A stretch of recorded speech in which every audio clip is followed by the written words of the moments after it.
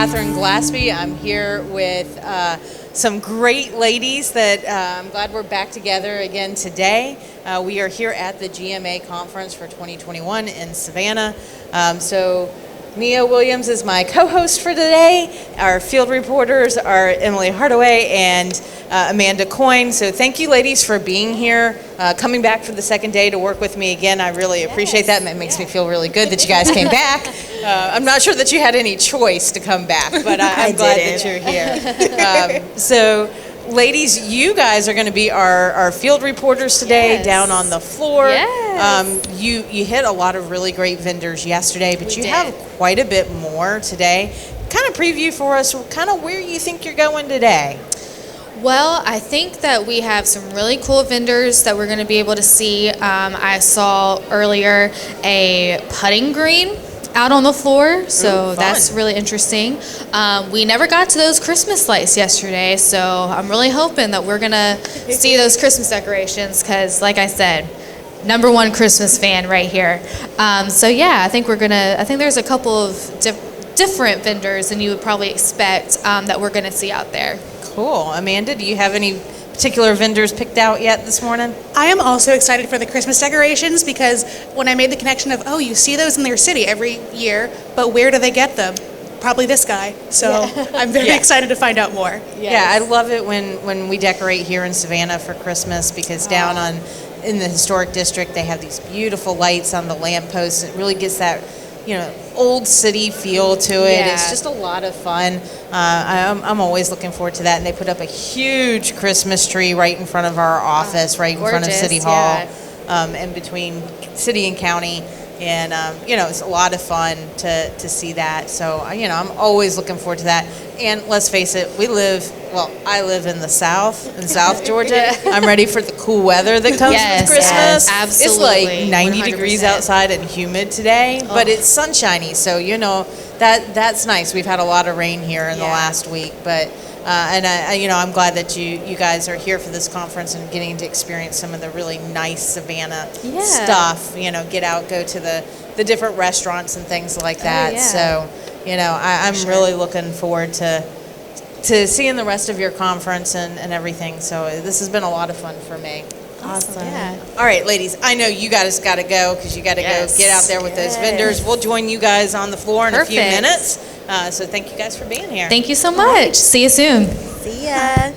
Mia, so you have a big interview coming up after we go see our first couple vendors. I do. I'm very excited. I'm going to get the opportunity to interview NLC's CEO and Executive Director Clarence Anthony, but also this year's presiding GMA president, which is also my father, Mayor Vince Williams. That's pretty awesome. I'm super excited. Yeah, you get to ask him the really hard questions. Yeah, really pick his brain. See, are you for the people? All I have to say is watch out, Mayor Williams, because you're ready and raring to go. So, give us an idea of what you're going to be talking about during this interview. So just kind of asking him just how much he's enjoyed and what he's learned from this GMA presidency, but what he's excited and what he's ready to go into as far as NLC. Like that's two, I won't say it's two totally different levels, but in a way, I guess two totally different levels. Right. So it's just like leaving one level, entering another, leaving one presidency, starting another one. Right. So just how do you prepare for that? How are you prepped for that? How's that working for you? So and even though I see him most every day, still just getting to know those questions that I may not ask him every day. I may ask him, "What's for dinner?" But don't ask him, "So are you ready for this presidency?" So. Right. Yeah. You don't get to talk about stuff like that because you're doing the daddy-daughter thing. Absolutely. And it's more important what's for dinner and what time are you going to be home and not really the whole work stuff, you know. And I think it's great that you're getting a chance to interview him. That's really awesome. I'm excited. So so they'll be joining us in a few minutes, but before all that happens and we're letting our crew get out on the floor and get ready, introduce yourself a little bit. Tell us who you are. Oh, awesome. So, again, my name is Nia Williams. This is actually my 4th year interning with GMA, doing Live in the Hall, doing the vendor interviews. I graduated in 2018 from University of Memphis with a broadcast journalism degree. I think it was something I always knew I was interested in, but going into college, it definitely piqued a certain interest. And so my dad, being who he is, being involved in government for the longest, like when I was in college, and he introduced me to Kelly, who at the time was in Amanda's position as a communications associate. Okay. I got introduced to her, worked with her my first year at the conference, and then we just instantly clicked. And so years after that, she still allows me to come and do this. So I'm super excited and super proud to be here. You're with the city of Douglasville Yes, now? so my everyday job, I get to work for the city of Douglasville as a communications associate. So I'm learning lots of different things there. I'm 3 weeks in, so nothing like being new on the job. Fresh on the job, but Douglasville, we're like family. Our team is like family. So when I first started at Douglasville, I knew most of the team, and so coming back, it's just like coming back home. That's awesome. I've been so blessed to work with you guys throughout this event. I know a lot of the guys from your communications team, and they're just fun to be around all the time. But this has been a real joy to do and do Live in the Hall. It's been a lot of fun. It is. So, I do want to give a shout out real quick to our behind the scenes crew. We've got Steve and Chris and Jason and Haley. They're making this production happen. They are. They're doing an awesome job. You can't do a show like this live and not have a nice production crew behind the scenes that actually know all the technical ins and outs. They're making sure that we're getting out to Facebook Live. They're making sure our sound's good. Yes. They're putting up those really wonderful lower thirds. All those things. So making sure we all look and sound good. Yeah. So it's great to have a production crew like that. So absolutely. Tell me a little bit about the conference here.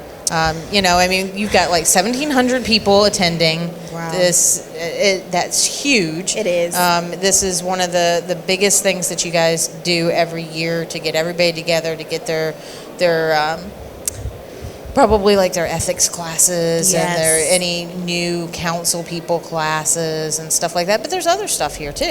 Yeah, so definitely with the classes, all about that, just kind of like that restoration, kind of like coming in and, gaining more knowledge to be able to take back to your city council people, but also to your citizens and how you work with them. So getting that training, getting to listen to the general sessions, getting an encouraging word like we got this morning from Emc Engineering. So it's just super exciting. Yeah. Okay, we're going to talk more about the conference a little bit later, and then we've got your interview with your dad coming up. But right now, we're going to go to Amanda out on the floor. She's with OEM. Amanda, take us away. Hey, we are here at EOM with Bree Thomas, and we're going to hear a little bit about what they've been doing at convention and how they serve Georgia's cities. So Bree, tell me a little bit about what EOM does and how you work with cities. Okay. So we're a public works operations company, and we're focused in critical infrastructure and asset management. Great. So can you tell me a little about like maybe the projects that you guys work on or the areas you work in? Yep. So we're in mostly water and sewer. We work from small municipalities like Springfield or Guyton all the way up to mid-sized city of Richmond Hill, and also counties like Effingham County. So great. So it sounds like very important work. Kind of, you can't really run without it. No, critical infrastructure for sure. Yeah. So how's it been at you guys for convention so far? Have you seen anything interesting or had any cool experiences? Yeah, it's been nice. Mainly just seeing people back in person, and I think everybody's ready to get back to some sort of normal and focus after COVID. And we're all still weathering it together. Yeah, absolutely. I know a lot of people are excited to be back and have that in-person experience. So can you tell me, what has been your favorite part so far? I enjoyed obviously being in business development, seeing people in person again, and learning about some of the projects that they have coming up that obviously water and sewer is such a big focus across the nation that we can kind of all come back together. We've started some divisions in our company to solve some of the problems, so doing CCTV cameraing of lines and lining of systems, and just thinking of new technologies that can face some of these infrastructure problems. And I know infrastructure is kind of a big topic right now politically. There's the infrastructure bill in Congress that is being debated. Has there been any change in demand for your services in the past year or so? I know it's been a wild time. Well, honestly, there's never been a change, but there has been more funding. So these cities and counties as well that have not been able to fund their projects are now having that capability. So they know they've had the problems for so long, but now they're getting the funding to be able to fix those problems. So it's nice to see. Yeah, that's great. And so what do you try to get out of these experiences, coming to convention, talking to city officials? What helps you connect with them, or what's their goal coming out of this? Well, seeing people in person is crucial because you can capture them in the moment and understand what their current issues are. That changes daily. So we've got 2 years of catching up to do with some of these folks. So learning what their current needs are and what their future needs are, if they have funding coming in, and kind of how we can help them solve their issues. Great. And so is there anything else we should know about EOM or your experience at convention, or anything related to Georgia cities? Well, I would just urge everyone to come visit our website. We just launched it, and focusing in the critical infrastructure arena is our focus is asset management. So that's something that I would urge everyone, whether you come to EOM as a customer or not, but that should be a big focus for everyone across the board. Great. Well, thank you so much for taking the time to talk to us. We are going to now go to Alyssa Mckinstry, and so I am going to go find them. Thank you so much. Again, it was great to talk to you.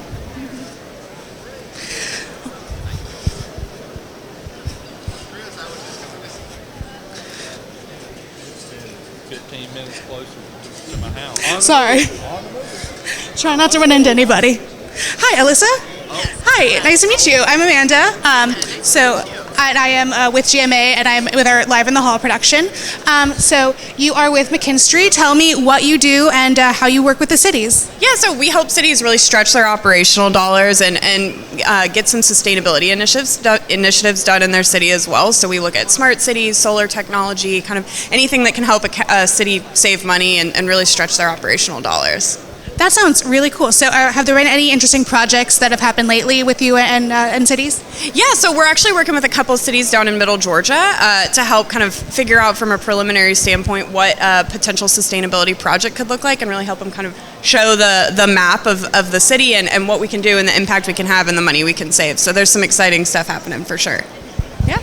And so tell me how convention's been so far for you guys. It's been amazing. It's been great to just see people in person. It's been great to catch up with old friends and meet some new friends. So it's been great. Yeah.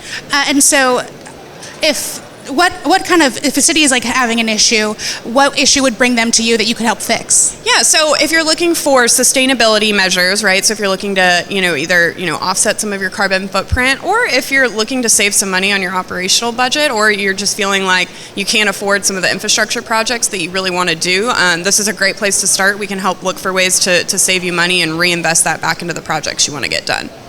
Great. And so are you based here in Georgia? Are you from out of state? Where do you work? Yeah, we're based in Georgia. We have an office in Atlanta, and I live in Atlanta. I've been working in Georgia for the past 6 years, so it's been great. Yeah. That's great. It's great to all have that local connection and kind of know your community. Yeah, absolutely. Yeah. And so is there anything that has stood out to you over the past few days? Anything that's fun that has happened or interesting?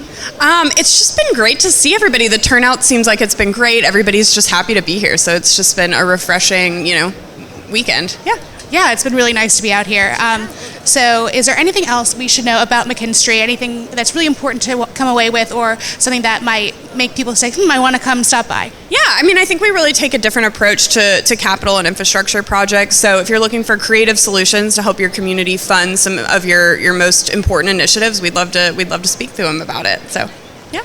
Great. Well, Alyssa, thank you so much for taking the time to talk to us. It's been really great. Thank you so much. I appreciate it. Thank y'all. Great. And so we're going to take another little walk, and we are going to see Illuminating Design. We're going to see Bill right here. I'm very excited. You were one of the vendors I wanted to talk to. Oh, fantastic. Yeah, so tell me about what you do. Okay, we are artistic light designers. We can do anything from roof line, basically outline the perimeters of your municipal buildings. We can create tunnels for city parks. Basically anything designed to bring people into downtown, create a more a better environment and a more welcoming environment, and really bring out the seasons. We can change lighting colors for you on your buildings, on your roof lines, and pretty much anywhere you want for the seasons, and really create year-round ambiance. So honestly, lighting design sounds like a very fun job, and the pictures I'm seeing behind you, it looks like you do really cool installations. Can you tell me kind of where you guys provide your services? What interesting projects have you done recently? Yeah, we basically go pretty much wherever. We can go and do the design and install. One of the recent projects that we did was we built a tunnel for a Netflix movie, which was a lot of fun. We're working with Zoo Atlanta and a number of other larger clients throughout the Metro Atlanta area, and really creating magic. It's a lot of fun. And so I know, one of the big demand times for lighting design is Christmas, but what other kinds of events do you, or like not events, but events or themes do you provide design for? Pretty much whatever you need. Year-round lighting is a lot of it now, because going from the traditional just Christmas, and people want to see it for the other seasons. So we can do permanent installations, which will allow you to change the colors of your lighting wherever you'd like to. And so I feel like I've seen a lot more creative lighting outside in like public spaces in the past few years. Has demand been going up for that? Is it a kind of an increasing trend among public spaces? It really is. And with COVID, everybody wanted to go outside also. So it gives an opportunity to create new areas and new pieces like that. So can you tell me, do you work all across Georgia? Is there a specific region that you serve predominantly? What's your scope? Oh, we travel. We go. We're actually working on a job up in Ohio right now as well. So we go all over, basically the country. Wherever needs lights, we can go light it up. That's very cool. And so, is there anything that's specific to working with cities that officials should keep in mind when they're looking to get really cool light installations? Yeah, it's really if you're working in trees and doing tree wraps and everything, one really important thing is that you actually take the lights down. The trees are going to grow, and it winds up stressing the tree a little bit. So doing it the correct way, talking to the horticulturists, and making sure that it's entirely safe environment. And if you get permanent installations, you don't have to worry as much about people going up and down on an annual basis. So it cuts liability and risk out.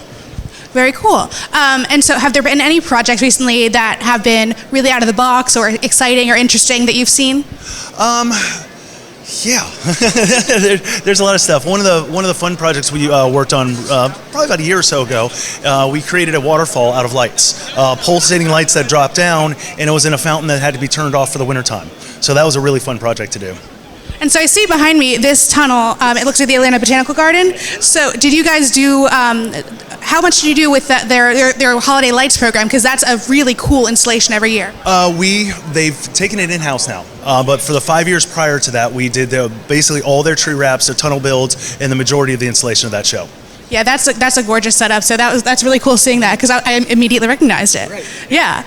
So is there anything that people should know about what you do, or that keep in mind when they come to chat with you today? Yeah, we are really artistic, so we want to create new environments for people. We're not going to give you the cookie cutter design that you'll see in every other city or town. We want to create something that's unique to set you apart, to really draw the people to the area from your town and surrounding areas as well. Great. Well, it was so great to talk to you. It's so cool to see the work that you do, and see it's more than just twinkle lights at Christmas. It's very cool, artistic design. So thank you for taking the time to talk to me. Thank you for stopping by. Yeah. Have a great rest of your convention. You too now. Thanks. All right. Now we're going to go down to Kelly with Amwaste. Oh, right here. Hi, Kelly. My name is Amanda. How are you? Nice to meet you, Amanda. Nice to meet you. So, Kelly, tell me about what you do and what Amwaste does with Georgia. We are a garbage company. We do garbage and recycle, commercial, residential, municipalities. That's why we're here right now. Georgia owned and operated, as well as a few other states, but Georgia is our main hub, and we're at West Point, Georgia. I live in Forsyth, Georgia, and we're covering Central very heavily right now. Excited to be here. Lots of new things going on, and it's a great time to be in the industry. Yeah, and so would cities basically contract with their company to get their waste removal services? Yes, usually municipalities and cities come under bid, and we go in, we bid for them, hopefully get them, then we take care of them, and we also can do public and commercial, which is your roll-offs, that type of thing. And so I know with kind of emerging emphasis is on sustainability. There have been different types of waste removal emerging technologies or ways to separate. What do you guys do anything beyond just the traditional trash, or is it kind of like focusing on one area? We are really excited about what we call one stream, and it's getting us into, instead of having 3 buckets outside your recyclables, everything goes into one. We take it to our facility and it gets recycled there, less into landfill. Exciting stuff. Yeah, as a person who has to do the recycling, that sounds very convenient. I don't like to separate things. Like, I want to do the right thing, I want to recycle, but sometimes I don't want to separate my plastics, my bottles, my cardboard. If someone can take it all, I'll be so happy. Do that for you. So what should cities keep in mind, or city officials keep in mind, when they want to come and talk to you today? Basically, they can get a hold of us, amwasteusa.com, and like I said, I'm local. I'm in Forsyth, Georgia. I can come talk to anybody if they need it. We'd love the opportunity. Great. And so have you had any fun experiences here at convention this week? Just been great to meet so many people. It's great to be out again after being confined for almost 2 years, and we're excited to be here. Great. Well, it was so great to talk to you. I really appreciate it, and I hope you have a great rest of the convention. Thank you. Thank you.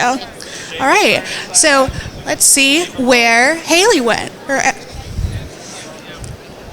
Where are we going? Let's see. We have a very great floor going on right now.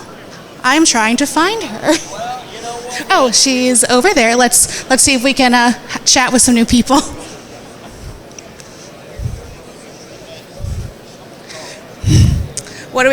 All right, so right up now we got Ricky with Spatial Engineering. Let's see what's going on. Are you Ricky? Nice to meet you, I'm Amanda. Sorry, I stepped on something.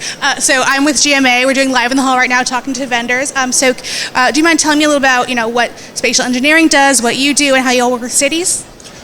Sure. Well, Spatial Engineering is a geospatial company, which basically, if you want to think about it, it's a digital mapping. And the way we work with municipalities is, especially small municipalities, a lot of them can't afford to have their own GIS department and mapping department and so forth. So we become their mapping department and help them maintain, update their data, keep things up to date. And then we also provide a tool called RightSpot, which is a web-based tool for them to be able to view their data and go in and ask questions and get information out of it.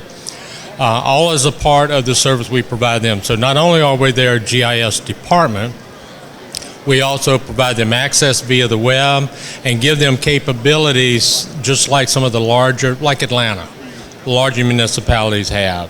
They need the technology just as much as everyone else, and we're trying to provide that to them.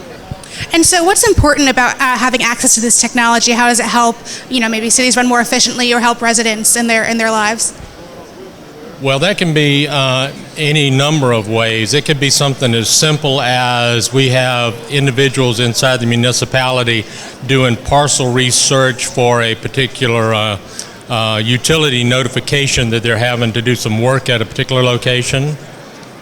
And they may spend hours doing it. So something as simple as the ability to identify property within 300 feet of where the work is going to take place and do that in under 60 seconds is a huge benefit for the municipality. Where they used to spend minutes or hours, they now can do this in 30 seconds.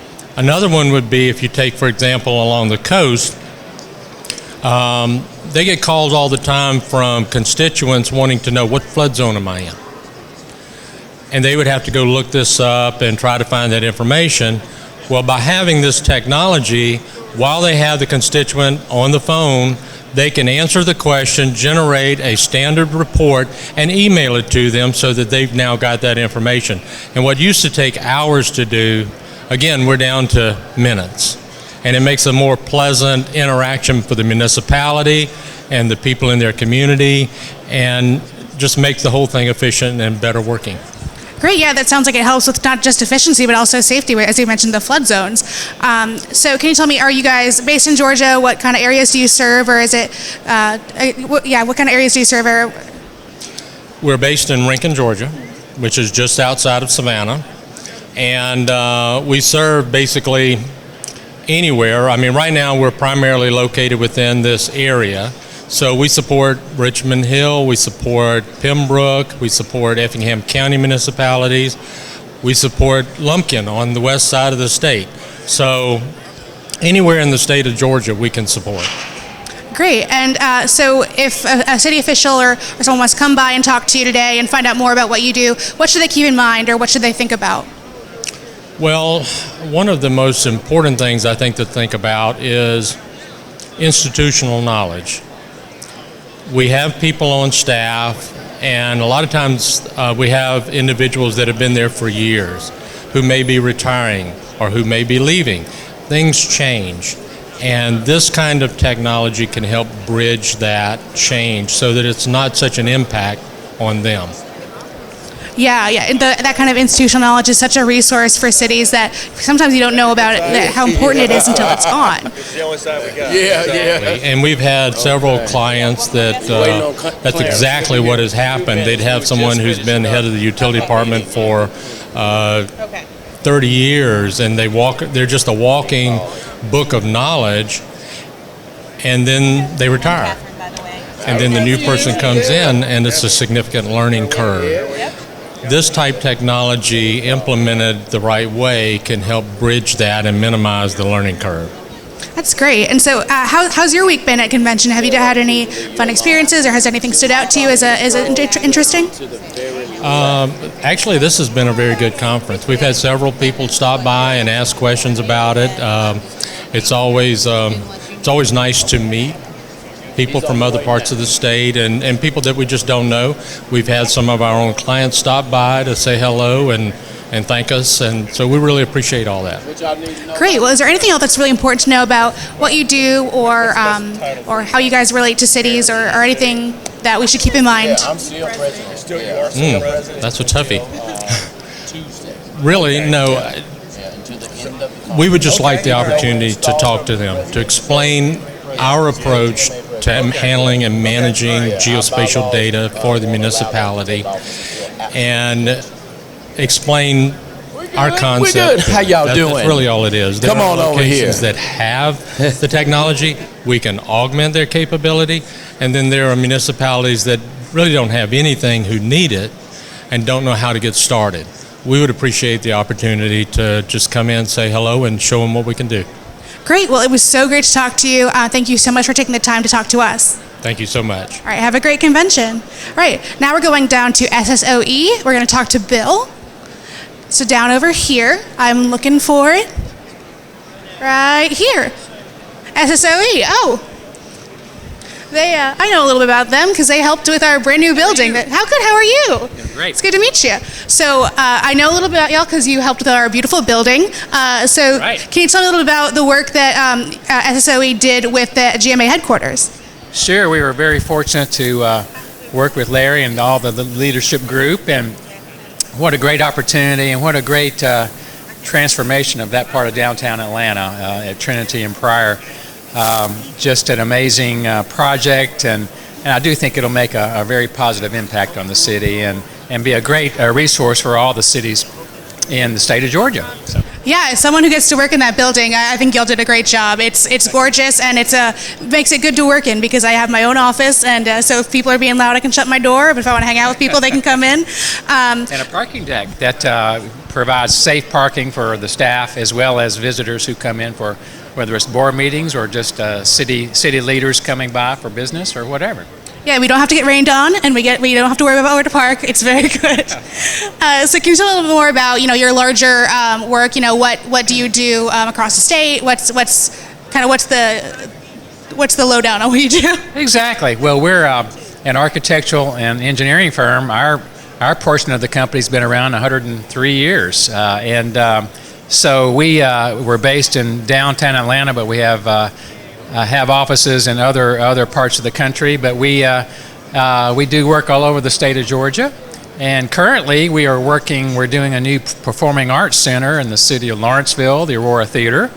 We're also doing a new town green in the city of Avondale Estates. So we certainly work with the municipalities all across the state of Georgia, and we have a lot going on, and there seems to be, particularly with tax-based funding, I think there's lots of opportunities now, and with the economy getting better, I think hopefully there'll be some construction projects that come out of that. Yeah, I actually got the opportunity to see inside that theater in Lawrenceville late last year. It looks so cool. I am so excited to see the finished product because it wasn't fully finished, obviously, but from what I could see, it is going to be a spectacular building. It's going to be spectacular, and Chuck, city managers here today, and then of course the Aurora folks are just an incredibly talented group of people, and I do think that this, as far as being a community theater, it's going to be it is already one of the tops in the southeastern United States, and we'll continue that trend. But I invite everybody to come see it later in the fall when it opens up. So. Yeah, I know I'm going to be there. I will be too. Yeah. So do you do a lot of those partnerships with cities? These big kind of downtown centers and kind of attractions, places that people want to go. Yeah, we love the cultural type projects like that, and the arts are such an important part of our of communities, and when those facilities are built, they give so much back to the communities. It's just amazing the positive impact that they have. So we love working on those kind of projects, and we're looking for more. And I've heard in our first day here at the conference how several people have mentioned upcoming performing arts projects. So we're fingers crossed, and hopefully we can maybe get involved in some more. So if there are city officials out here with like a big idea or a big, kind of dream project that they want to do in their downtown or in their city, what should they keep in mind when coming to talk to you today? I think firms like ours can help with conceptual planning, help envisioning what a project might be. We can even work with some of our contractor friends to maybe come up with costing and big picture, high level looks for potential funding, and so we can be a fantastic resource, I think, in the early stages of conceptualizing these kind of projects, and then hopefully they become reality later on. But we're a great resource, and we're here to help out. Yeah, well, I'm sure any of the city officials who have already been to the headquarters for GMA will have your name written down as someone to talk to. But now we're going to throw it back to set with Catherine and Nia, and they're going to talk to Mayor Vince Williams, our president, and Clarence Anthony, the CEO and executive director of NLC. Welcome back to Live in the Hall. We're here on the set. Thank you so much. Nia, right, your very special guests have arrived. Are you ready? I am. I'm ready to get it started. All right, let's do it. All right, so I am joined by Clarence Anthony. He's the CEO and executive director for NLC, the National League of Cities, and I'm also joined by Mayor Vince Williams, also my father, who is the president of GMA and incoming president for National League of Cities next year. Thank you all so much for joining us. Yeah, thank you very much. Awesome. So Clarence, I'm going to start with some questions for you. First of all, I just want to tell you thank you so much for your speech earlier this morning, talking about reimagining cities and working as a team and really learning to collaborate, what cities are all about, not just in Georgia, but statewide, just making sure that we're all collaborating as one and getting the job done together. So thank you so much for that. You're welcome. So Mr. Anthony, GMA supports NLC's priorities on infrastructure funding, the call to Congress to rebuild and reimagine. GMA joins NLC in supporting a bipartisan solution that includes funding for water, sewer, transportation, broadband, workforce development, and community resilience, a successful plan that will provide certainty for planning local projects by including a multi-year approach that includes flexible revenue options for cities and direct decision-making by local leaders and how funds may be spent. As this measure makes its way through Congress, what can Georgia cities do now to work with our delegation to support this vision for a long-term bipartisan infrastructure package? Yeah, well, thank you so much, Nia. I've spoke about that this morning a little bit in terms of the GMA Federal Policy Council, and that is, I've been around public policy for 3 decades, and we've been talking about passing an infrastructure bill all those years. Every year it's infrastructure week, and nothing has happened. This is a historical moment in our country where we will focus on an area that we get a D+ in terms of investment in infrastructure. Our bridges are falling down. Our roads throughout America, you got cracks in our roads. It was such an amazing nation, but yet we are not investing in it. And sometimes, and the Mayor Williams knows, what is not seen, you don't know about the investment, the pipes, the water systems, the infrastructure. And that is so vitally important, when we talk about infrastructure. Even in our city right now, we are doing a total overhaul of our underground water pipe system, in many of our mature communities, because, you may experience a water pipe break 2 doors down, and then after you repair that, you got 2 or 3 more that explode, so it is failed infrastructure everywhere you look at. So certainly this is our time, and I've shared this across the country. If you don't get what you need this administration, it's your fault.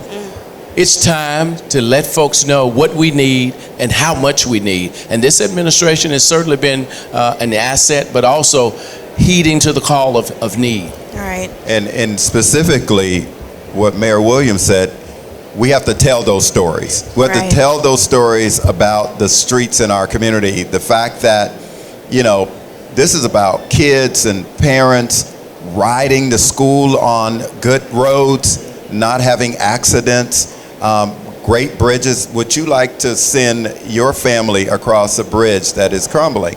The answer to that is no. So GMA leaders must stand strong, show the power they have, and tell the stories about why this infrastructure bill is needed.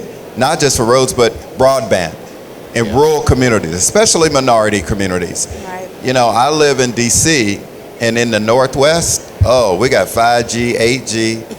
In the Northeast, where I live, the broadband system is slower, the Southeast. So it's about equity, it's about investment, and that's what we're pushing. So Mayor Williams, tell that story. Keep talking about your road systems. Yeah, you're right. It's all about telling the stories, because we know the stories, and it's up to us to articulate that to our federal leaders, but also to our communities as well. Oftentimes they don't know what's going on, because they can also assist us in telling stories to our federal leaders, because we all elected these folks to go and do the bidding on behalf of us. So it's important that we make sure they know what we need. Absolutely, and I think that lends to the message that I think a lot of local politicians want to get out to their communities, that, hey, it starts here. Before you get up in arms about what's happening on a national or international level, start here. Start where you are locally. Start where your home is. Start there.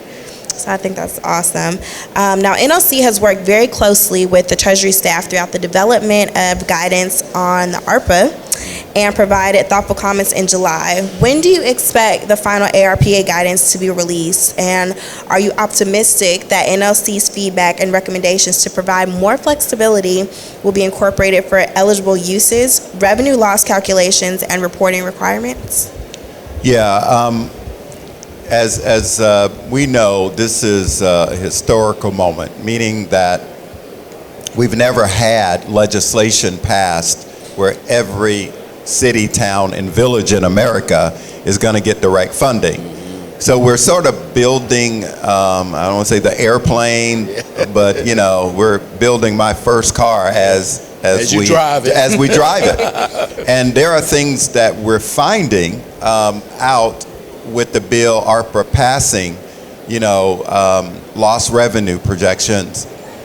Some things, for example, the mayor of College Park was talking Mayor about Mayor revenue loss because of the convention center and the tourism.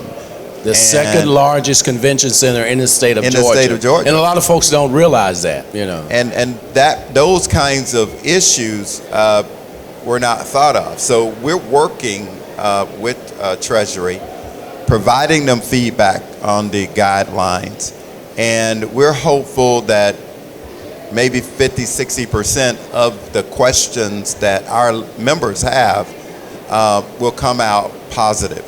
For example, some cities initially had projected they were going to get $20 million, and it came down to $14 million. What was the loss? It could have been based upon their projected loss of revenue. It could have been their population number was wrong in the formula. So yes, we expect that this is going to continue to be something that we'll have questions because it has never happened before. But I want to make sure that this formula that we use this time will continue in the future because it is a successful formula. Yes. Awesome. So now, Mr. Anthony, as a former elected official yourself and being very busy in your current role, what simple ways can elected officials join in NLC's advocacy efforts? Well, first of all, Mayor Williams is a prime example of the importance of advocacy. Here in Georgia, it's very important that GMA is strengthened and it's strong. And the cities here recognize the training, the advocacy, the networking, knowing that in Douglasville and Union City, you have the same issues. You may be in a different part, but knowing that somebody else has that issue is so key. So that's what GMA does in Atlanta on behalf of the cities here. Nationally, it's amazing. I'm a former mayor from a very, very small city. And what NLC provided me was the opportunity to have an advocate in DC. I couldn't afford to pay for a lobbyist, $30,000 a year, but I paid $5,000 to NLC, and I walked in a room just like I was the mayor of New York, mayor of Chicago. My title was mayor. It's what you do with it. So what we are doing is making sure that our members, if you're a member of NLC, you get all the information, you get access to Grant Finder and other initiatives, you get a chance to learn from other leaders, especially virtually, has given us an opportunity to engage council members from Milwaukee, Rochester, New York, and then all at the same time. Yeah, they're all sitting in this. I'm kind of tired of looking at their faces, but I love, except my incoming president, I love his face. So, but it gives them a chance to share. And so I'm hopeful that I'll get municipal leaders from Georgia to own that power and to make those calls because my journey is a really good example of going in my late 20s and still now being the CEO. It's an amazing journey, and I really have appreciated the support. Wow. Well, we're so happy to be able to support you and so thankful for all the strides that you're making on behalf of our cities. Now, how can city leaders stay in touch with you and your NLC staff? Right now it's always this new thing, www.nlc.org. I got to sell that. I also have a staffer here, Shante Byers, who is over membership, who's over corporate engagement, everything that connects to our members. It's under Shantae's team. And one of the resources that we've worked with GMA is our Race, Equity, and Leadership training program, where leaders can be a part of learning how to lead diverse communities, to be inclusive, to celebrate diversity and inclusion, and lead their communities in an, I think, comprehensive way. And I think that is going to be one of the things that I will look back in terms of my legacy in this role, that I was able to open the eyes of the people in America about all the positive things that we have to celebrate in terms of diversity and how we communicate across cultures so that you're respected, I'm respected, and that everybody can feel like their city, Union City, is a place they can call home. Right. It's not just a place you drive in.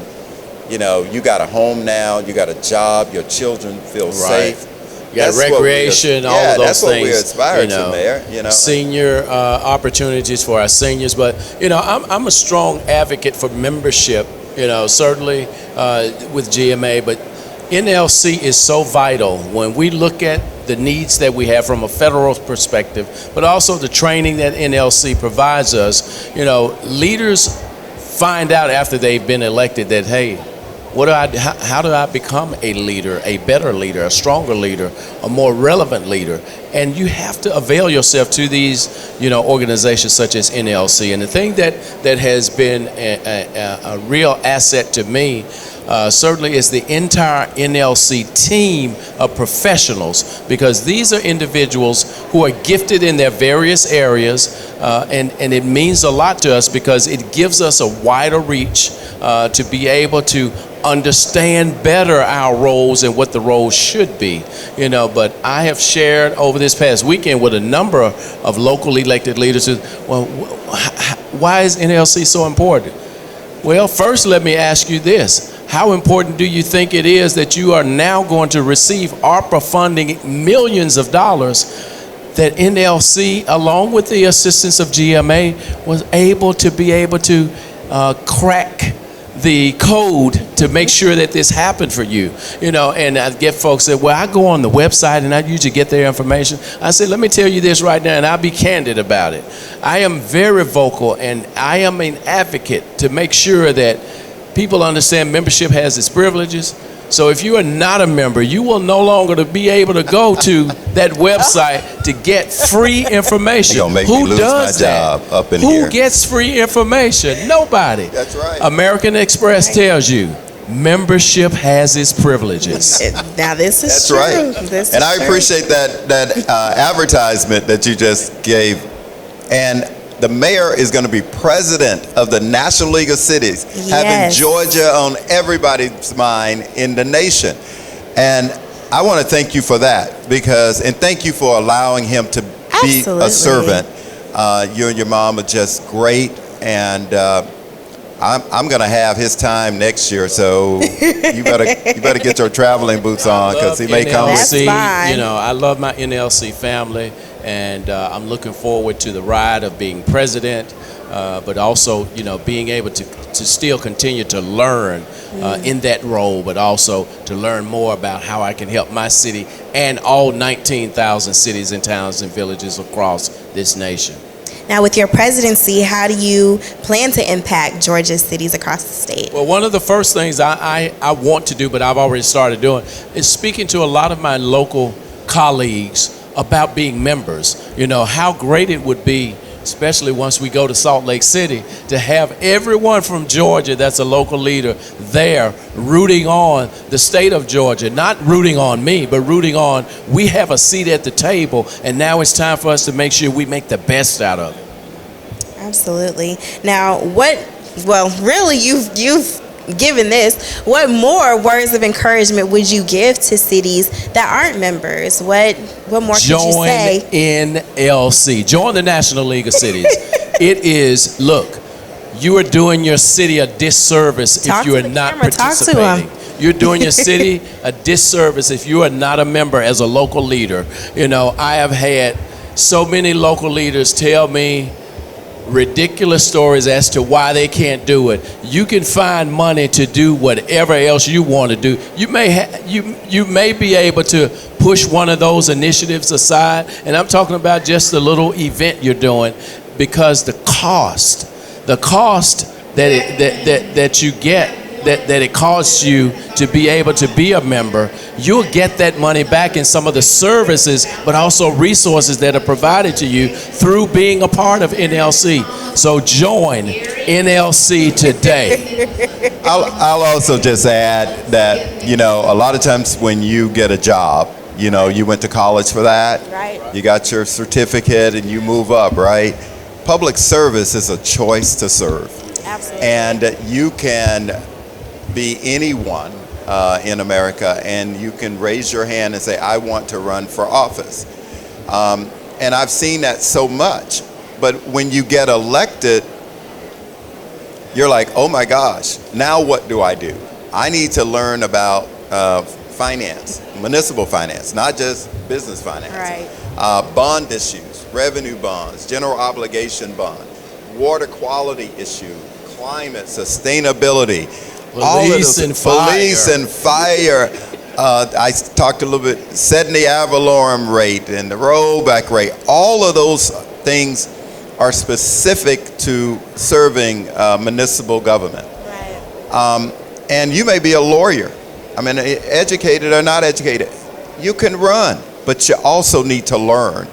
And that's why the National League of Cities, GMA, and other associations like this is where you get to be a better public policy leader and visionary leader. If you stay within your city limits, if it's Union City or Atlanta, and you don't go out and learn from others, you're not serving your citizens the right way. So that's why I push and feel so strongly about the National League of Cities, because I was able to lead my community because I had training. Right. If you ain't trained, you can tell when people start making comments in city commission meetings. I just roll my eyes when I'm traveling and look at, I said, that's not true. That's not good information. So that's why it's important, actually. Yeah, it's like being a surgeon. You wouldn't want a surgeon doing surgery on you, and they're not continuing their training. Yeah. So we got to make sure that as leaders, we understand there's training available, but also the training that NLC provides you is a whole nother layer of governance that we need as leaders. I mean, that's why I'm always nervous when I hear I practice law. I'm like, you ain't learned law yet? Anyway.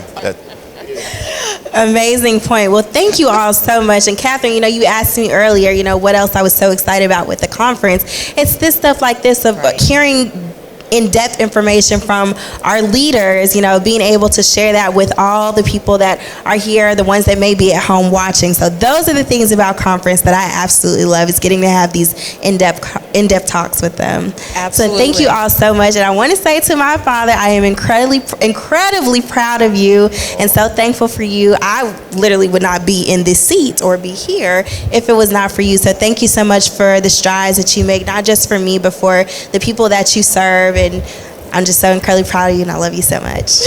Look, I'm so proud of my baby that I just don't know what to do. I'm sitting here being interviewed by my baby that my wife and I paid good money to send to school. Now he gonna start talking about the money. send to school, and it is so amazing.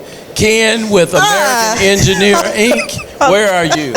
Anyway, he's not here, but thank you so much. But look, I love y'all, and there ain't nothing you can do about it. She is going to cut you off, but he is proud of you. We are proud of you, and we're going to celebrate you. So just know that. Absolutely. Yeah. Oh, that's so sweet. Thank you so much, Mr. Anthony, and thank you so much, Mayor Vince, Daddy Williams.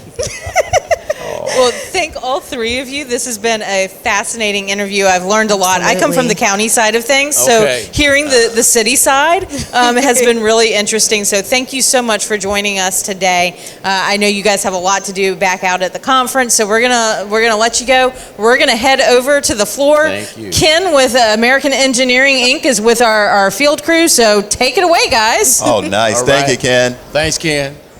All right, we're back here out on the convention floor, and we're here with American Engineering with Ken. So Ken, tell me a little bit about what your company does. We're a multidiscipline firm. We do anything from site civil to parks to transportation. We do structures, geotech, anything roundabouts. We have a whole bathymetrics and aerial that we can do. So anything surveying wise, we can handle anything site civil. We do it for several different counties and cities around the state of Georgia. We do it for state GDOT, and we're located in several different states. We do it all over the southeast. So do you cover? So could if any city in any part of Georgia comes to you and say, "Hey, I have a great idea for a project," do you cover the whole state? We do. Yes, we can go anywhere around the whole state because with our GDOT projects, that can pop up anywhere. We have bridges that can go on up in the top of North Georgia all the way to the corner down by St. Mary's. So anything in between we do. So is there any type of project that's really exciting for you to do? I enjoy parks. I like parks a lot. We do a lot of parks, splash pads, community centers, and things like that. But also we do a lot of roundabouts. Those have gotten huge in the state of Georgia over the last few years. We've done probably over 30 roundabouts in the last few years, and that's going to be a big thing. So we enjoy doing a lot of roundabouts for different cities. Well, yeah, I know they're getting more popular in Georgia and in the U.S. because even though they're a little confusing for the first time when you encounter one, they might make traffic a little bit lighter sometimes. So are there any other big trends you're seeing, in projects that people are coming to you with? and we're starting to see a lot of stormwater. A lot of counties and cities are struggling with their stormwater right now. I think stormwater is one of those things that kind of gets put on the back burner that until we get the rains like we've had this summer, then it really shows what kind of condition your stormwater is in. So we're helping a lot of counties and cities with stormwater issues, new culverts, pipes, and doing maybe some of the GIS to help locate where they're storming. They don't really know exactly where it all stormed that they have, and so we're doing a lot of that right now too. Cool. And so, like when a city either like has an idea for a project or they know that there's something that they need to fix, like at what stage do they come to you? Usually in the beginning they'll come to us and they can get us involved and we can help work through it with them. We can go over some budget items and what needs to be done and how we can stage the project if they need to do that. Well, I do a lot of that with parks. We'll maybe do a master plan on a park, but say let's build these first few phases and we can do it over a number of years, and so they can get the park they want in the end with the money that they can allocate throughout the different years. Awesome. So tell me, how has the past few days been for you here at convention? Anything fun or stand out for you? It's been great. We've had a really good time. Yesterday was really good. Today's been great. It's enjoying seeing the crowds, enjoying getting back in person and seeing everybody. So, no, it's been a good turnout, and we've really enjoyed being down here. I always love coming down to Savannah. Yeah, always a great excuse. Like any excuse to get down here is a pretty good one. So if anyone wants to come down and talk to you this afternoon, what should they keep in mind, or what should they be thinking of when they're coming and talking to you? Just we'd love to just talk to you about what's going on in your city. I know every county, every city, they have a lot of the same issues going on, but they have different issues too. And we'd love to talk to you about any of the issues you've got going on and how can we help you? How can we partner with you to solve any of the problems or any of the issues you have in your cities? Great. Well, thank you so much for taking the time to talk to us, getting us all on theme. I love the tropical theme. And I hope you have a great rest of the convention. Oh, thank you very much. Thank you. Thank you. Have a great day. All right, now we're going to go to First Billing and talk to Ron. I think they are right over here. Yes, they are. Ron is chatting with someone, so we're going to let him chat a little bit. But yes, so we are, out here on the floor talking to some great vendors today. I got to see the light guy, which was very exciting. And we got about an hour left of the show, I think. So I'm learning a lot, which has been very fun. Yes. So what we have left in convention so far, we have tomorrow, Monday, we'll have Governor Brian Kemp speaking to us at the general session. And this afternoon, actually, we are installing our new officers, which is very exciting. So you just saw Mayor Williams. He's our outgoing president. We're going to have Mayor Jim Thornton as our new president in maybe 2 hours. That'll be happening. And so it's going to be exciting to see him move up into that position. And so we have that happening this afternoon. After Monday's events, we also have Tuesday, some more classes, more trainings, and then unfortunately all got to go back home and go back to work. And where are we? Oh, I am gonna go. We're gonna come back here, but we're gonna see someone new right now, and I'm gonna find out who it is. We're gonna see Michelle with A1 Signs. Hello, Michelle. My name is Amanda. How are you? Hi, Amanda. I'm wonderful. Thank you. I'm great. So I am with GMA, and we're doing this production called Live in the Hall, where we're talking to vendors, seeing how you guys serve cities and what you guys do. So tell me a little about your company. Well, we're a full-service sign company. We build and construct all types of signage that you'll see in your city, from the gateway to the wayfinding. So we're here to help with any signage solutions that are needed. Very cool. And so, have you ever done any sign that stands out to you as really interesting or weird? Interesting and weird. Not weird necessarily. Interesting. We've done, some gateway signage. I do a lot of park signage. I can't think of the top of my head of anything. Well, it looks beautiful because it looks definitely more interesting than just the highway signs you see, those green and white signs. That's very cool and creative and unique. I would think one thing right now people are asking me about are kiosk signs for their downtown area to advertise what they have going on, in their downtown cities, which has become very popular. I know with with all the people in the community. So that's been really something that's very popular. So we're looking forward to helping cities with some solutions like that. Very cool. And so, can you tell me where you're based and if you serve, a particular area or the whole state? Our offices are in Norcross, which are just a little bit north of Atlanta. But our trucks, we do most all of our own installation. So our trucks can travel wherever's needed. Very cool. And so, tell me, how have the past few days been for you? How have you been enjoying being at convention? This is actually my first time, but our company has come. I think this is maybe our 5th year here in Savannah at the GMA show. So it's been very interesting. I've enjoyed meeting some people I already knew again, and meeting some new people and seeing what they have exciting going on in their cities. Great. Well, I'm very glad you got to come. And I mean, this is my first convention too, and it's been a blast. I know a lot of people are really excited to be back here after we couldn't be together last year. So I guess, is there anything, if a city official or someone who works for a city wants to come to chat with you this afternoon, what should they keep in mind, or what would they want? What should they talk about with you? One thing to think in mind is what they might have coming up for their first of the year. I know this is budget time for a lot of people, so that might be something to be thinking about. Most people think about their signage last, and you don't want to be at your grand opening ribbon cutting ceremony for your fancy new building and not have a sign. So. Yeah, it's one of those things that you might not think about right away, but really ties the whole thing together. How you're going to know where you are if there's no sign. Exactly. So. Great. And so is there anything else that's important to know about what you do or what you can offer to cities around Georgia? Well, one thing to know, I would be your first phone call to find out about any kind of signage, because if I don't know and I can't provide a solution, I may know someone who does. I've been in the business a lot of years. A1 Signs has been in operation in Norcross since 1977, so we've pretty much seen it all. Wow, it's great to hear you've been around for so long and you've been doing this work for a long time, so you're pretty much an expert. Well, I don't know about the expert. I'm always learning things. Well, it's been so great to talk to you, and I hope you have a great rest of the convention, and thank you for spending time with us today. Thank you. I've enjoyed it a lot. I appreciate it. Thank you. Okay, have a great day. All right, so now we're going back to set with Catherine and Nia, and we're going to be talking to Emily Davenport, who is a member services consultant with GMA. All right, Catherine and Nia, back to you.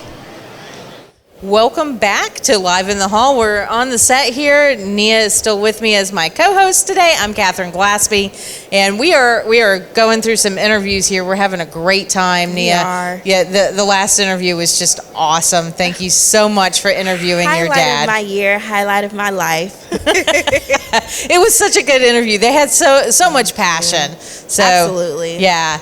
All right, so we have got our next interviewee.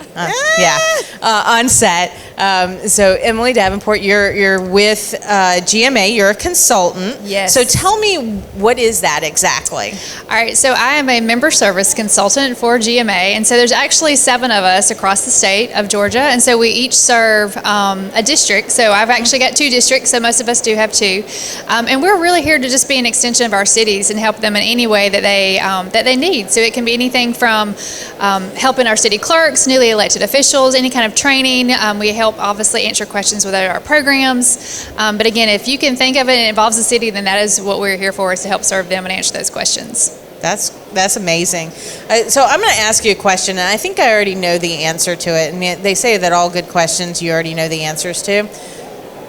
I'm kind of thinking you probably don't have one of these, but what is your typical day like? Our typical day is very non-typical. So, you can have a list of things that you need to be working on, but we never know what's going to come up and what's going to happen. So we really have to be extremely flexible.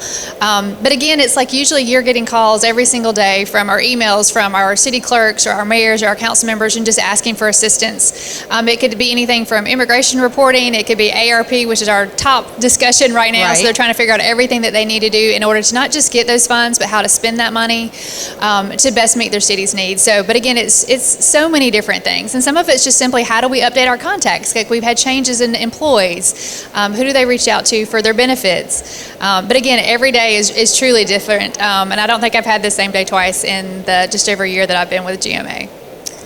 Yeah, I hate asking that question about a typical day, because one thing I've learned from working in government, there is no typical day. Right. I start my day with a list of what I'm going to do that day, and if I touch the list, I consider it a good day. Right. So let's talk a little bit more about those services that you provide. Give us a little bit more in depth into what you may be doing for those cities in your district. Absolutely. So when you think about cities, I mean, there's really not a topic that comes across the table that is not up for discussion with a city. So as we built the team for the member service consultants, we made sure that each team member kind of brought in a specialty. So what's really neat is, like, for example, my background is really environmental as well as downtowns. We have different consultants who have strong HR backgrounds, those who have finance, those who are city managers, city clerks, public safety, those who've got a lot of background in terms of infrastructure. So when you look at each of us, we have a specialty, and it was really important for us to make sure that we had that. So if we had any kind of discussion that came up, you may call me, and I may not have the answer, but I've got a team member that does. And I think we, between the 7 of us, there's really not a topic you can't bring up that one of us doesn't know. And if for some reason we don't, then we're obviously reaching out to the rest of our team members at GMA, because truly that it is really a one-stop shop when you call there to find those resources. You mentioned that you have 2 districts that you work. Do you live in one of those districts? Absolutely. So that was really kind of, I think, the intent when they did these member service consultants, was to make sure that we lived in those districts that we serve. So I'm in Valdosta, and so it's like right in the center of District 10 and 11, and that's kind of how our other consultants are also placed as well. So for me, I can go to any one of my cities. It's just the furthest city is 2 hours away. So I can go and see any city any day. If you call me that morning, I can be there in just a couple of hours to be there to serve you. And sometimes they just need us in person, and it's just so important that we can be there and be accessible for them, and that they know that we're here, and we're invested not just in the state but in this community specifically. And that's it, investment into the community, because it is your community. And I think it probably, any government or a consultant or something like that, it's really great to be a part of that community, because then you really understand the challenges, the perks, and you understand the politics, all those things that come into play in your job. Absolutely. Yeah, I think that's super important. Tell us kind of what some of the biggest issues come to you from these cities. Well, for me, I've been with GMA for just over a year now, and so much of what we've been doing has been related to the pandemic. And so, again, this is nothing that any of us were really ever faced with. We're not really able to prepare, so we're really kind of learning and growing. But I think for us, one of the biggest things is just be there to be that support. Like, I can't tell you the number of conversations that we've had where people were really at their wits' end, or they were stressed, they didn't know what was going on, and we were just a listening ear for them. So, again, trying to help walk people through that. And what we're finding is, as people have been going through this, is how do we adapt? What are our needs? What do we need to do to address those things? So obviously technology has been a huge thing. When you look at people who have been out, a lot of people have retired because of this, and they're seeing this shift happening. So again, trying to make sure that we're able to bring back into that workforce those who understand, and we want to make sure that we're bringing such a diverse group of people into local government, because again, you don't want to see everyone leave that takes all that extensive knowledge, but then you don't want to have a young person that feels like they can't come in because they don't know. So that's why you've got to find that balance of bringing that, because you need that energy and that desire to serve, but you need that wisdom too to kind of help see through that, because you see the trends happening over and over. It doesn't matter if you're a city of 100 or 100,000, the issues are the same there. They just may be at different magnitudes.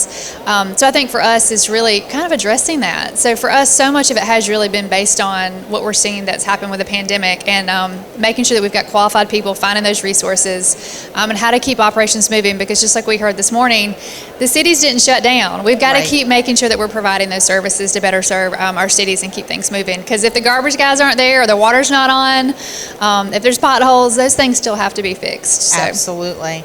I think that we're probably in our final minutes of this, but how do people best utilize your services? How do they get to you? So you can find us on our website. I mean, we send emails. If you're not getting an email from us at GMA, then you definitely need to reach out to us so we can get you on our list. But if you've got a question you're not sure, call us. There is absolutely no judgment on us. It can be a really simple question or really complicated, but we're here to serve you. When you call us and ask for stuff, we've got cities who reach out to us and ask us to reach out to other cities on their behalf because they don't want to reach out themselves. Right. So for us, that helps helps us to be able to say, we can do that for you. And then you don't have to know like who that came from. But I was like, I guarantee if you've got that question, somebody else does as well. Absolutely. There's no stupid questions, No, right? not at because all. everybody has that same Absolutely. question. And if you have it, somebody else does too. So Right. Nia, do you have any burning questions, final thoughts before we wrap up? Not really. Just thank you so much for sharing your wealth of knowledge about your services. I think you sound like definitely a hidden gem within GMA. So we appreciate you so much and so glad that you were able to share that. And I hope whoever was listening that they do give you a call and that they realize no question at all is too stupid. Like you never know. Another city could be wanting to ask the same thing but maybe scared. So jump out there and get that help that you need. Yep, awesome. Yeah, because I've been with local government for 20 years and I'm still learning every single day. So always call. That's what we're here for. Yeah, the learning never ends. Doesn't ever. Is there anything that you want to say to our viewers that we didn't cover in this interview? No, I just say thank you guys for everything that you are doing. Reach out to us. That's what we're here for. We're here to serve you. And I think in this age that we've learned through this last pandemic, let's just have a lot of grace for each other and let's try to enjoy our way through it. So thank you guys. Well, thank you, Emily, so much for being here with us. I really enjoyed your enthusiasm and your passion, so thank you so much. I know you have other things to do here in the conference, so we're going to let you go in just a second. We're going to go back out to the floor. Greg with Universal Concept is out there with our field crew, so take it away, guys. Hey, and we're back here out on the exhibit floor with Greg from Universal Concepts. And so, Greg, tell us a little bit about what you do because it's very, very cool. Greg Fullwood, Universal Concepts. I've owned the company since 1980. We've been decorating cities and towns throughout Georgia, the Southeast, and across the country as well. We work with the city of Savannah right here where we are today. And I am one of the oldest vendors, longest lasting. I've been doing this for 41 years, this particular trade show. So it's been real good for us. Yeah, and because of just technical issues, we couldn't be right in front of the booth, but his booth is spectacular. There's a big candy cane, big ornament, lots of, Christmas decorations, very cool. And so you were telling me, of some kind of recognizable installations that you do. Can you tell me a little about, if people who are watching this, what maybe a work of yours that they would recognize? Well, we held Guinness World Book of Records, the largest tree in the world, for 8 years down at Cypress Gardens, and that's now Legoland. But we've got projects all over the country, Six Flags. We've worked with Disney, Universal Studios, the Super Bowl, and like I said, I can't even imagine how many cities we actually have under contract in the Southeast. That is so cool. And so you told me that you're based in Cumming, and a lot of the work you do, you build it in Cumming. Can you tell me about kind of what goes into creating these amazing light installations?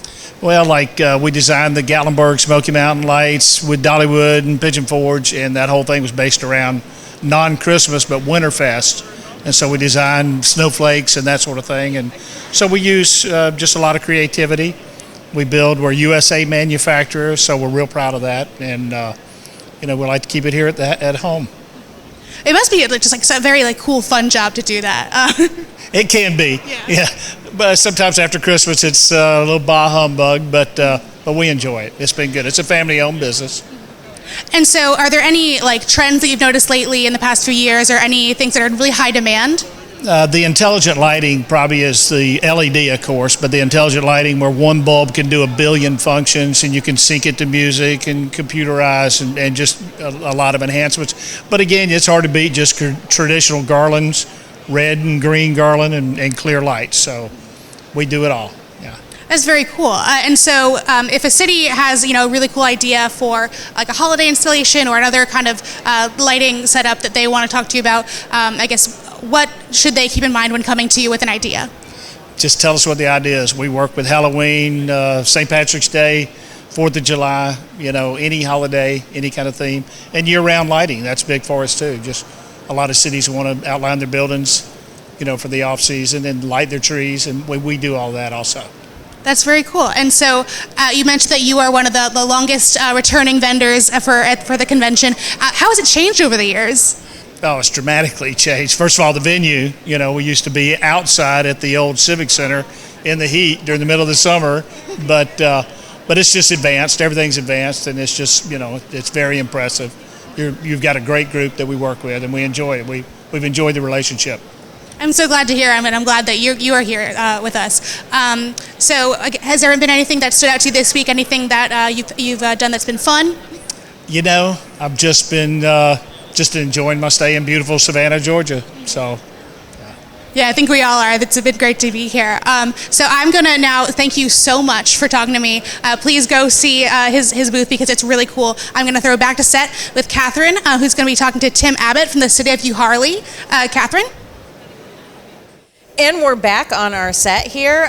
Nia is with me. She's my co-host today. I'm Catherine Glaspie. Hey there. We have a really neat interview coming up. I'm so really excited about this. I'm excited to share him with you guys. Yeah. So, welcome, Tim Abbott. You are from Harley. I am. And you are a 2-year councilman now. Right. That's correct. But this is your first time at the GMA conference because we Absolutely. didn't have one last year. I think it was all virtual last year. That's right. So this is your first time in this big setup here in Savannah and everything. Convention energy. Are you having fun with it? So I am, number one, I'm a highly relational person. If I can make a new friend a minute, then I'm good. And so yes, I'm having fun because it seems like with every class, with every session, with every interaction, you're meeting somebody that is showing you something you didn't know. Right. And then you're just meeting like some of the most friendliest people because the common cause is like evident, right? We love our citizens. We love our state, and congratulations to GMA and National League of Cities for pulling this all together so that we don't feel like we're isolated and on an island, that we're doing this together. And what a great, remarkable thing this is for guys like me, who's only been on a council for 2 years. So my next question was actually be like, so why did you want to be on council and everything? But I can actually kind of get this already because you've got a lot of passion for your residents. Yeah. But kind of walk us through a little bit of your background and how you got here. Sure. So I'm a guy that could talk forever, so you said a little bit. I'm going to focus on a little bit. I left high school, went into the Navy. I worked in public affairs with the Navy. I came out, and I just got involved in the service industry. Marriott Hotels is an example of that. And I had an opportunity to get into healthcare, so I've been with Kaiser Permanente Healthcare for the last 21 years. And then I had an opportunity to get involved. So I started getting involved with nonprofits, homeless shelters, Red Door Food Pantry. I lead our local chamber leadership development. And a friend said to me one time, you live in Harley, you're doing all this in Cartersville, why don't you bring some of that to Harley? And so I ran for council because I did want to bring that spirit of we're all in it together, and we're all different, right? But anybody can serve. You need one of three things: time, energy, or money. And so if you're broke, it doesn't mean you can't help somebody, all right? If you don't have a lot of energy just because your physicality doesn't allow it, it doesn't mean you don't have time to make a phone call or reach out to somebody. So I wanted to bring that spirit of like relational community involvement and what do our cities need. So when I win, that's kind of about me. I want to run for the council. But when you're on there, it's all about you. It's all about every citizen, no matter what they did. And I'm having the time of my life. That's awesome. That's incredible. I really appreciate that kind of passion. Being in governmental service, we have our own passion on a staff level, but it's really nice to see our elected officials have that kind of passion. Absolutely. So for the conference, this was, I haven't attended any of the classes or anything, but this is my first GMA conference because I come from the county side. Yeah. So kind of tell me what has been your favorite, what have been your highlights so far in the conference? Sure. And I feel like you're trying to get a question in. We're going to make room for you. No question. I was just going to say, I feel like with all that you're saying, I feel like it absolutely exudes the theme of this conference, the spirit of our cities. Yeah. And so you're just one of many that through your service, like you're absolutely doing that, sharing your spirit of yourself and the spirit of what you could bring to your city. So thank you for that. So the conference, outside of just like, I really am amazed, right, that GMA is able to pull, like, this is educational, it's inspirational, so it's amazing we get to do that. We're blessed that we get to do that, but we've got to do it for others. We can't do it for us, right? And one of the things I love about the classes, you can probably already tell, I love to talk. I will stand on a street corner. I have a homeless awareness project called Night in a Box, where I sleep on a street corner to raise awareness that suffering people who are unsheltered, and you can find it on Facebook, they need our love, attention, and money. So I can talk forever, but here's what I love about what GMA is doing here. I'm in these classes, you're getting solid data. You can talk all day, but what the keynote speaker talked about today, truth, right? You've got to have some solid data. So when I'm in economics of education and building capacity through tourism, I know all the generalities of why that's good for citizens and good for visitors, but you've got to get down to where the data is and how it builds revenue and how it improves lives for families. And so that's what I love. GMA kind of helps you get to that concrete business that realistic case. side of it. Does that make sense? Yeah, it does. And you guys do a good job with that. Yeah, I think that's what a conference should be all about. What are some of the things that you are excited that you heard about here that you're ready to take back to you, Harley, and put into action?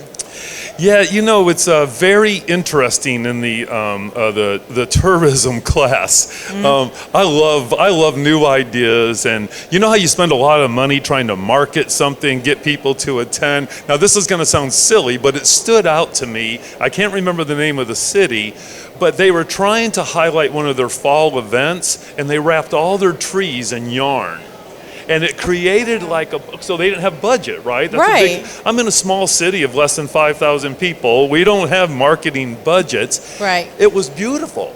And it represented there were different churches and entities and schools that had a tree, and it's friendly to the trees. You're not doing anything. Right. And they wrapped it in order to create what's going on over there. And from there, they were able to use a little QR code that you hit it, and it told you all about the event that was happening. Because the worst thing to do is to have an event and nobody shows up. Right. You've either done the wrong thing or you haven't told the right people.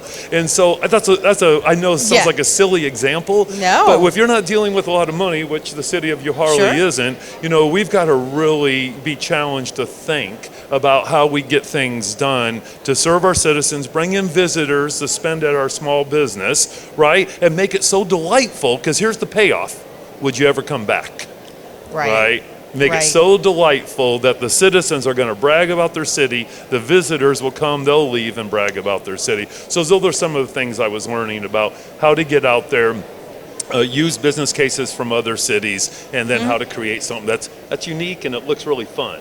Absolutely. That's awesome. And conferences like this it's all about the networking. And you've mentioned it a couple times. You like to talk. Yeah. So the networking is a lot of fun. Yeah. But being able to connect with those other cities that are comparable to yours and get those ideas, to me that's invaluable.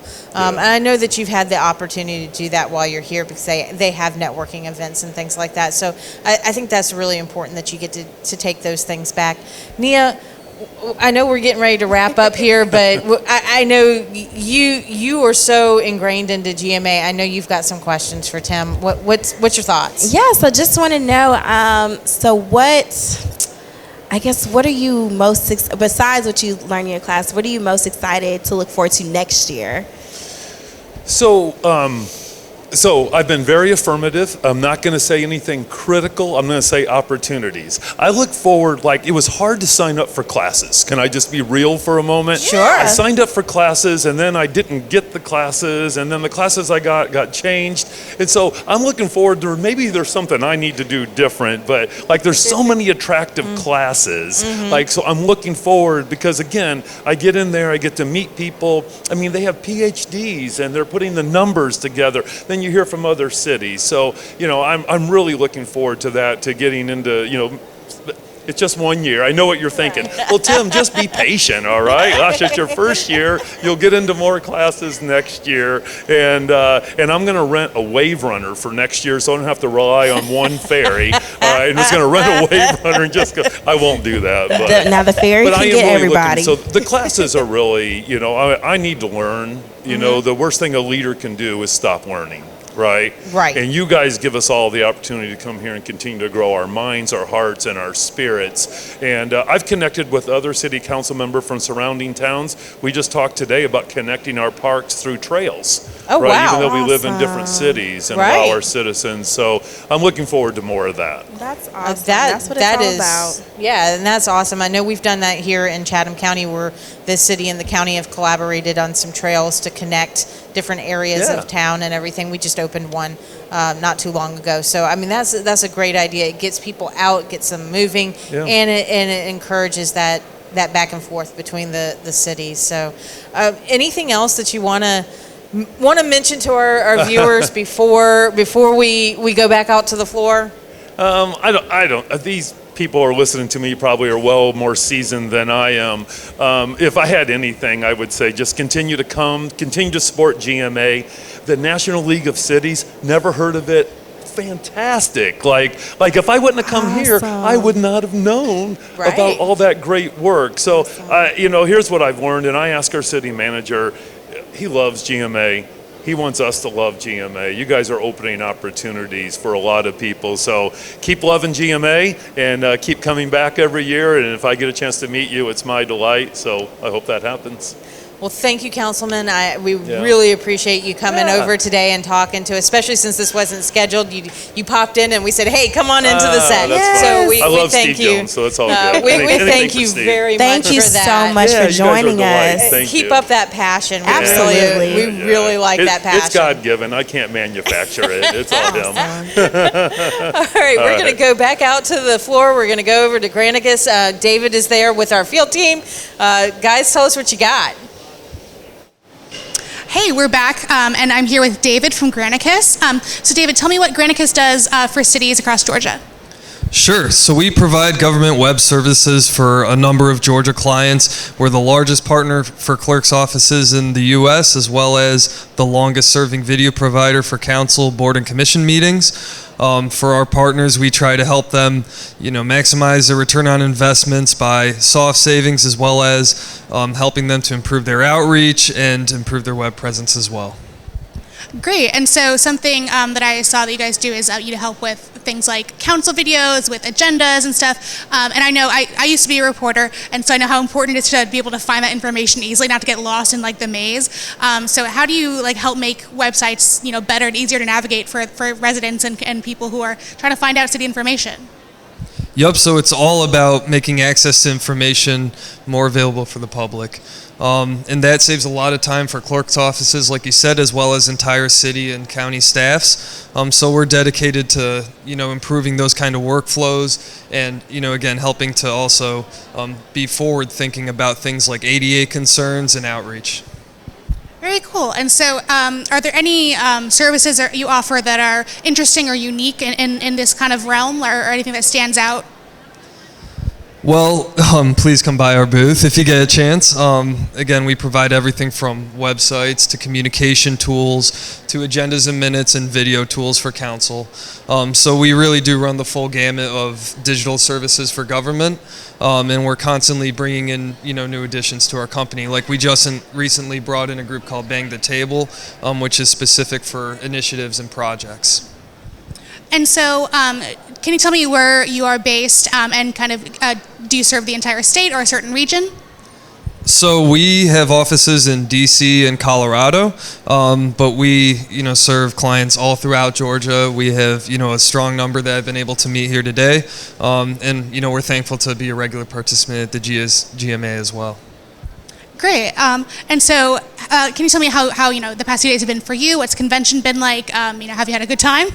Definitely. It's great to see, government groups in full force, getting to talk to council members and people who, normally we don't interact with as much, who aren't, working behind the scenes. It's cool to see people who are, active in how their government's functioning. So that's been one of the really cool takeaways for me. So if a city official wants to come to this booth, talk to you, see about your services, what should they be keeping in mind, or what would be good questions to ask you? Where they can see internal efficiencies and their staff improved, where they can see better processes, and how they really want their presence to be displayed, and how they want to reach citizens and engage them more effectively. Yeah, I know it's so important when you go to a city website for it to be. It looks like it's from modern day, not from the 90s. Yeah. I think it makes a huge difference. So is there anything else that's important to know about about Granicus, about what y'all do, or anything else you can think of? I think I covered all our services, but again, we're trying to stay ahead of the curve on all the different tasks that government has in front of them. So we're really looking forward to working with our Georgia clients further, and again to work with GMA further as well. Great. Well, thank you so much for taking the time to talk to us today. It's been really cool to learn about what you do. Thank you. All right. Have a good day. Right now, we're going to go to Bellegarde and talk to Aaron. Oops. I didn't knock anything over. And I believe the exhibit hall is open until 3 o'clock. And so there are tons of vendors you can see, not just the ones that we talked to today and yesterday. Huge variety of people here, really cool to learn. All right. Hi, Aaron. My name is Amanda. Nice to meet you. Nice to meet you, too. So can you tell me a little about what your company does, how you serve cities? Sure. So cities, especially this day and age, they struggle a lot with their stormwater management solutions. When it rains, a lot of times there's runoff that goes straight into the rivers and streams. And what our products do is they provide a solution. So it's not necessarily just a pretty product, but it provides a solution for stormwater management. So what ends up happening in a traditional pavement, you'll have the rain come down onto the streets and into the parking lots, and then it collects all of this raw material and it takes it into the sewers. So with this type of system, it allows the water to go directly down into the pavement, where it's filtered through the open graded aggregate, and it releases all of the impurities that you might have in that water, and then it puts it back into the earth rather than to our rivers. It sounds like it kind of it's like a helpful product to prevent like nuisance things like flooding and gigantic puddles on the road and things that are potentially dangerous, right? Absolutely, absolutely. So there's nothing worse than coming out from school or a shopping center and it's just rain and you've got all these puddles to deal with. This type of system would eliminate that. Very cool. And so can you tell me where you're based and if you serve all of Georgia or a certain area? So we're part of the Old Castle Group, Old Castle APG. We have sites and manufacturing facilities all over the U.S. Our region, which is serviced by Georgia Masonry Supply as a manufacturer, covers Kentucky, Tennessee, Alabama, and Georgia. But our national, in terms of our corporate headquarters, are based in Atlanta, so we're very heavy on the Georgia side. Very cool. It's good to know that there's like a local connection that people can track you down if they need to. Absolutely. Yeah, and so have there been any projects you've seen recently that have been something that stands out or particularly interesting? Yeah, we recently did a project with the city of Atlanta. It was 4 miles of streets down near the old Braves Stadium. All the older neighborhoods down there had very, very bad flooding. And they had a kind of a combined sewer system with their stormwater, so it wasn't a very good situation when it flooded. So they were definitely interested in finding a solution. We worked with them for 3 years to come up with the solution and the design, and ended up doing 4 miles of streets for them, and it solved the problem. That sounds really cool. I know that's an area that's like booming right now. I have friends who live down there, so I'll make sure to tell them to thank you guys. Absolutely. Yeah, I live right around the corner in Grant Park too, so it's nice. Yeah, it's a beautiful area. And so if a city official wants to come and talk to you at your booth today, what should they keep in mind, or maybe what would be good questions to ask? As far as questions to me? Yes. Just, how can we've got a lot of challenges with the city. We're always looking for land development and looking for ways to manage our stormwater management. We've got engineers on staff. We can come up with lots of different solutions for them. Great. And so how has your week been here at convention? Have you done anything that stood out or really fun for you? It's always, we do this show every year, and it's great to be back. See a lot of familiar faces, a lot of friends that you meet along the way. We do this show twofold. We like to do it because it gets us in front of municipalities, but also a lot of our customers and clients that we work with are the engineers and landscape architects that are working the booths as well. So that's why we have 3 of us. We take turns working the booth and also going around and talking to some of our friends. Great. Well, we're really happy to have you here. Is there anything that we haven't talked about yet that would be really important for people watching to know about what you guys do? No, I mean, we do more than just concrete products. We're also a distributor of masonry products, brick, block, raw materials, gravel, all types of things. So in most building materials, we have a solution for that. Very, very good to know. Well, thank you so much for taking the time to talk to me. I hope you have a great rest of the convention, and hope you have a great day. Great. Thank you. Thank you. All right, bye. Now we're going to go see Christopher at Atlas, and I believe they're right down here. All right, let's see what we got to talk about. Hello, let's see him. Chris, nice to meet you. Amanda Coyne, nice to meet you. So we are here for Live in the Hall, kind of talking to a lot of vendors out here in the exhibit hall. So could you tell me a little bit about Atlas, what you guys do, what services you provide to cities? How much time do you have? As much time as you want to give me. So the company's Atlas, and we started off in Georgia 30 years ago as Moreland Off the Belly. Tom Moreland retired. A group of private equity investors formed a group called Atlas. So now we do construction management, program management, geotechnical testing, materials testing, all 40 states, 155 offices. Wow, so it sounds like you have a very wide scope, and you can... Yeah, and almost all of our clients are state governments, county governments, city governments. It's all public infrastructure. Very cool. So when you talk about public infrastructure, I guess for someone who doesn't know a lot about engineering, if I were to... Highways, bridges, drainage, yeah. Great, so kind of the very important things. Yeah, and landfills, where your garbage goes. Yeah, those are very important things. Stormwater, yep. Stuff you don't think about every day. So what sets you apart? What makes cities say, yes, I want to go with you? I'd say three things. One, we specialize with working with governments. That's the largest part of our business. A lot of the folks that are with the company are either retired from county government or state government or former elected officials, so we think we know our market pretty well. And since we're a publicly traded company, but since we focus on the public sector, we're pretty attuned to how important those pennies are to everybody, right?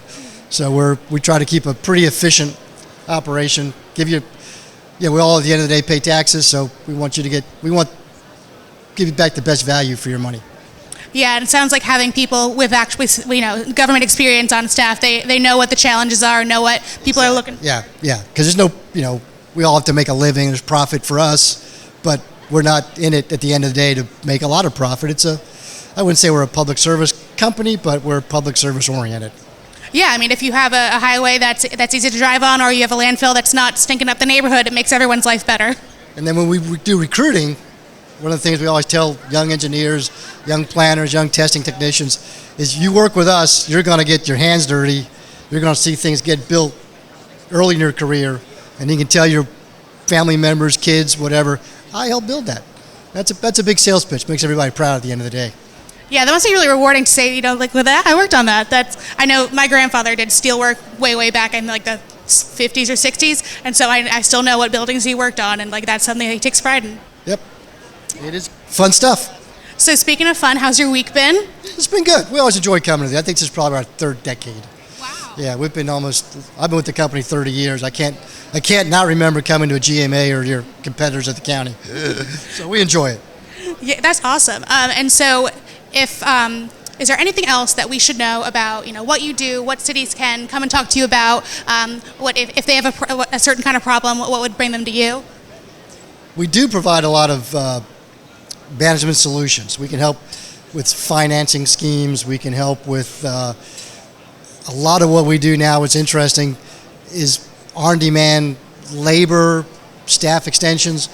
If you have a sales tax program, you get a lot of money in a short period of time. We'll provide the staff to help manage the program, manage the project. And then we're done, we go home. So you don't have to beef up your own staff.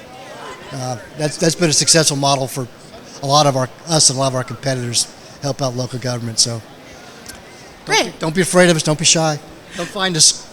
Yeah, great. Well, thank you so much for taking time to talk to me today. It's been great. Yeah. All right. Have a great day. You too. Thanks, guys. We're going to head over now to Jeremy at Emc Engineering right across the way. I'm learning a lot about engineering today. Hello, Jeremy. Nice to meet you. Good. How are you? My name's Amanda. Hey, Amanda. And I work for GMA, and so we're doing Live in the Hall, which is kind of a live stream of talking to vendors in the exhibit hall. Awesome. So tell me a little bit about Emc Engineering and kind of what you do with cities. So Emc Engineering, we were a company founded in 1978 here in Savannah. We've since grown to 11 offices across the state of Georgia and South Carolina, and we offer surveying, civil engineering, environmental, construction phase services for municipalities and different client types. So for cities, we do a lot of water and sewer work and roadway, and help them throughout the bid process and administrating. So a lot of different options to help cities out. Great. And so, I guess, at what point in a project would a city come to you and say, hey, this is what we're working on? Well, that would, any point really, in the beginning stages, if we would help with, if they're looking at a specific grant or something, we could help them with that and apply for it.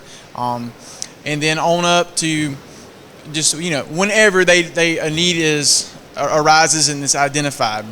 We can even help them planning, as far as planning, do analysis and help them lay out if they have a number of roadways they need and they want to prioritize when they want to, resurface those. We can help with that process as well. So, just, generally, whenever the need is, they see the need. So. Great. So I know that we've been here for a few days. I don't know how long you've been here, but have you had a good time so far? Absolutely. Yeah, it's been great. Enjoyed Savannah and met a lot of great people, and we're glad to be here. So thank you. Yeah, and so I think you mentioned that the company was founded in Savannah, right? Yes, ma'am. Yeah. So are you guys still based here, and I guess what areas do you serve? We're still based here in Savannah. That's where our corporate headquarters is. In our 11 offices, we serve clients and projects throughout the United States. I think we're registered in almost 30 states now. So we have projects all the way from Maine to out to Hawaii. Wow. So it's a long ways, big spectrum. Cool. And so have there been any projects that you've seen recently that have stood out to you as like really interesting or unique or cool? Really cool projects? I know it might not be exciting for everybody, but I know it's interesting still. So I work in our Statesboro office, and we have some exciting stuff going on in Statesboro in downtown. We're working on a streetscape project, and it's going to be a really good revitalization project for the city of Statesboro. So we're excited about that and enjoyed our relationship with the city of Statesboro working on that project. So. Wow.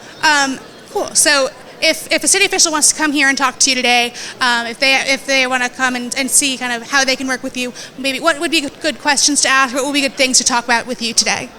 Good things to talk about today?